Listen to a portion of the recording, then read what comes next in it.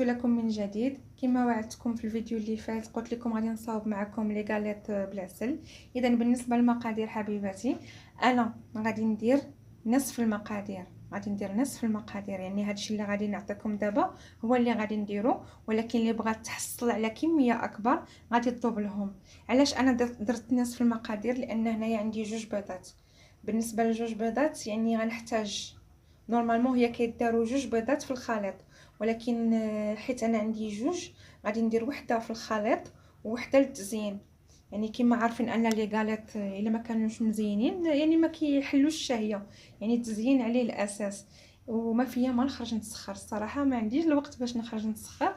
اذا غادي نخدم معكم غير بهاد المكونات اللي عندي. غنعطيكم المقادير اللي غادي ندير انا، وكنواعدكم ان شاء الله غادي نكتبهم في صندوق الوصف. وكاستسمح يعني بزاف الا كان هناك تقصير في الكتابه، يعني والله هذاك راجع بحال اللي كنقولوا والله الا غير ضغط الوقت وصافي، يعني سمحوا لي، ولكن هادو غادي نحاول نكتبهم لكم.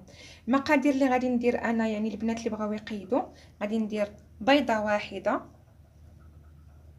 ارزه خماره واحده، رشه ملح، نص كاس زيت، معلقه ونص صغار ديال النشا، نص كاس سنيده سكر، جوج كيسان ديال الدقيق مغربل الفرص، ومعلقه كبيره ديال العسل. اذا غادي نعاود لكم المقادير: بيضه، خماره حمراء، رشه ملح، نص كاس زيت، معلقه ونص صغار نشا مايزينا، نص كاس ديال سنيده، جوج كيسان ديال الدقيق، ومعلقه كبيره ديال العسل. بالنسبه للتزيين غادي نحتاجو بيضه غادي نخفقوها مع نسكافي، وعندي هنايا شويه ديال الزنجلان حتى هو غادي نخدم به للتزيين. بالنسبه للبنات اللي بغاو يحصلوا على كميه اكبر ما عليهم الا يضبلوا المقادير، يعني يديروا هاد المقادير اللي غنقول لكم دابا. غادي يديروا جوج بيضات، جوج خمارات حمر، رشه ملح، غيديروا كاس زيت، 3 معالق ديال النشا، كاس السكر، واكيد 4 الكيسان ديال الدقيق، والعسل يديروا 2 معالق كبار. العسل يعني كل ما جات باينه في الخليط كل ما جات زوينه.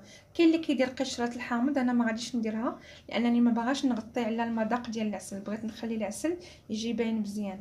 اذا اول حاجه غادي نديرها يعني هو انني غادي نخفق البيض والزيت والسكر. اذا كما قلت لكم غادي نجيب غنصاوب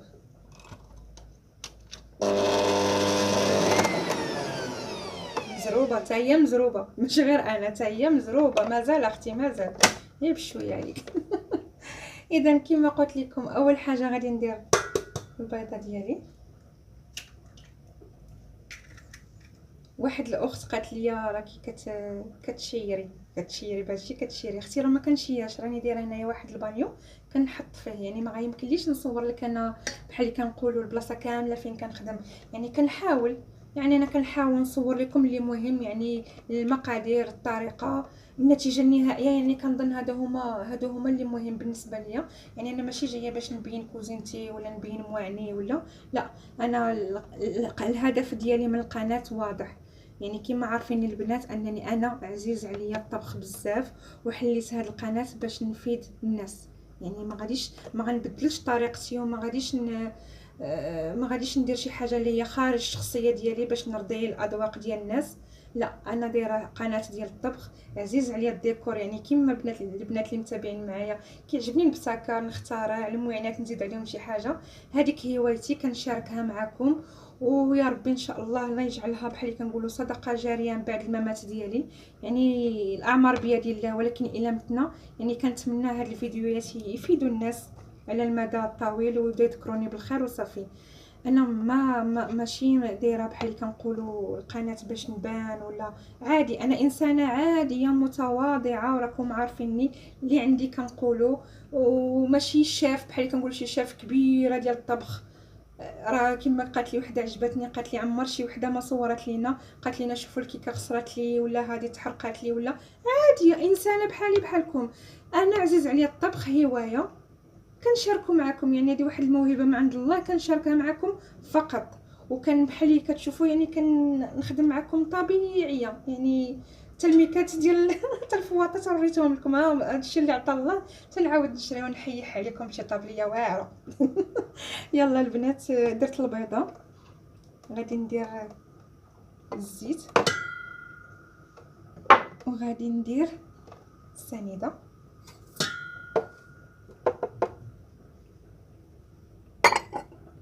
وغادي نخفقها غير شويه شويه.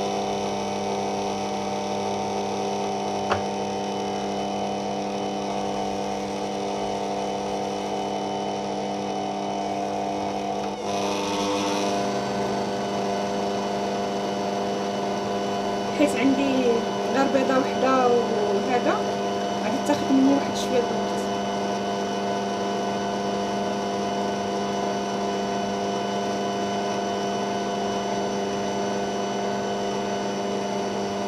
غادي نسالي، غادي نضيف ليها الدقيق والنشا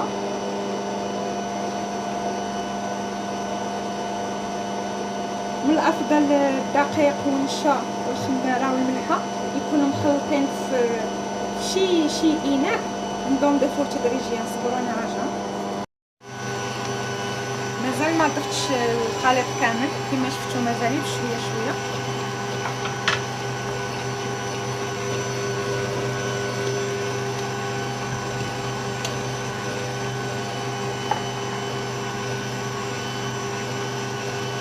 غنخليها تعجن وغادي نضيف ليها واحد المعلقه كبيره ديال العسل.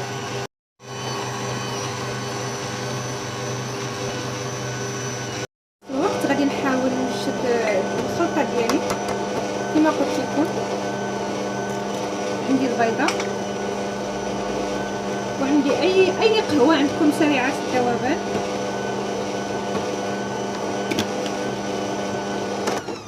صافي هذه غادي نجمعها غير بيدي، نزول هذا كان بهذه الطريقه هذه.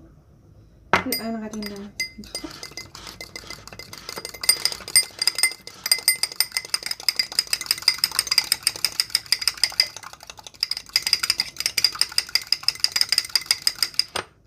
هذا الزنجلان اكيد كما قلت لكم للتزيين. هذا الزنجلان ديال السفوف. خاصني نسرع دغيا نصاوب السفوف ولا غادي نقادي المقادير. الطحين ساليتو، خصني نعاود نشريه. اللوز ما قصتوش صراحه، مازال ما قصتوش. دابا انا هزيت من الزنجلان، خصني نزيد واحد شويه عاوتاني.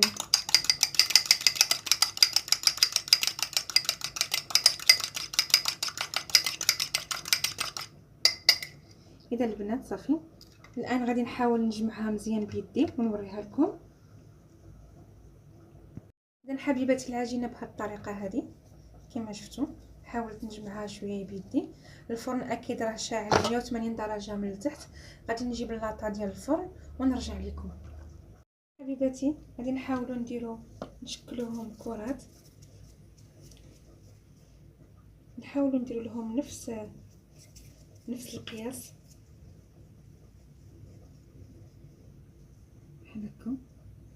نبسطو شويه باليد، شوفوا باش تبان لكم. مع الخميره غادي نفخو شويه، واخا انا كيعجبوني ما نفخوش بزاف. بهذه الطريقه نحاول حتى نبسطها شويه بهذه الطريقه.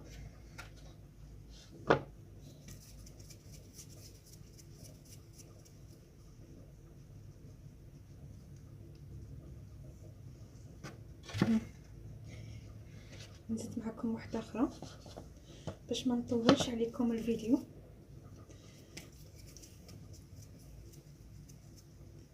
كنحاولوا نديروا بهذا هنا وهنا، نبسط شويه. هي ما غاديش تعطيني بزاف لان كما قلت لكم دايره غير شويه المقادير. لا يجعل بركه باش ديري البوطه ديالك وصافي. ندير بهذه الطريقه، نكمل ونرجع لكم. وقع دابا واحد اللحظه عرفتي لاحظتوا الضو مشى. تقطع الضو. هاتي فشلت. يمكن البنات ما نعرف حتى تقولوا لي واش نتوما مشى لكم الضو. ما كاملاش دقيقه. هاتي كنت كنقول ناري مشيت فيها الفران. اش غندير ليهم ما فهمتش. ولكن المهم الحمد لله رجع دغيا ما كاملاش دقيقه. يمكن كيصاوبوا شي حاجه ولا. اذا انا رجعت لكم عطاتني هنايا 3 في 4 12 الحبه. ما يجعل البركه. انا غادي نضغط عليهم شويه كما قلت لكم. كيعجبونيش منفوخين بزاف. انا ديال طريقتي، كل واحد وطريقته. انا غادي ندوزو للمرحله ديال التزيين.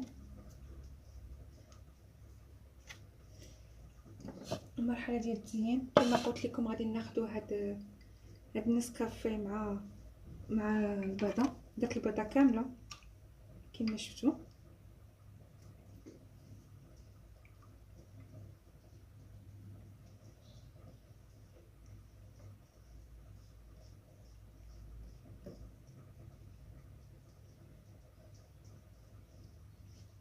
في الاول كتلصوها كامله. واخا كنبسطها كتعاود تطلع مع الخماره. في الاول كتحاولوا تلصوها كامله. من بعد عاد نجيبوا الفرشيطه ديالنا. هنايا داك الساعه كل وحده والابداع ديالها، الطريقه اللي كتبغي تبدع بها. انا غادي هي كامله غنمشي نجيبها. غادي نجيب الفرشيطه ديالي. غادي ندير عادي.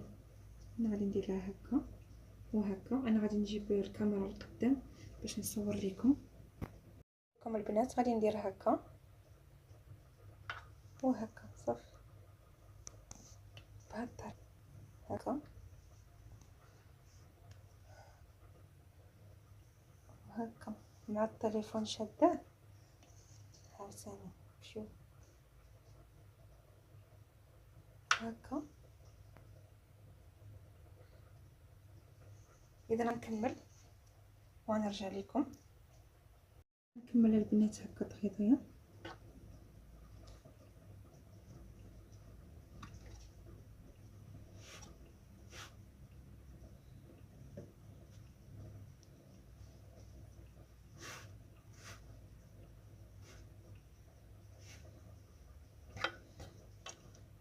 وغادي نجيب السنجلان ديالي.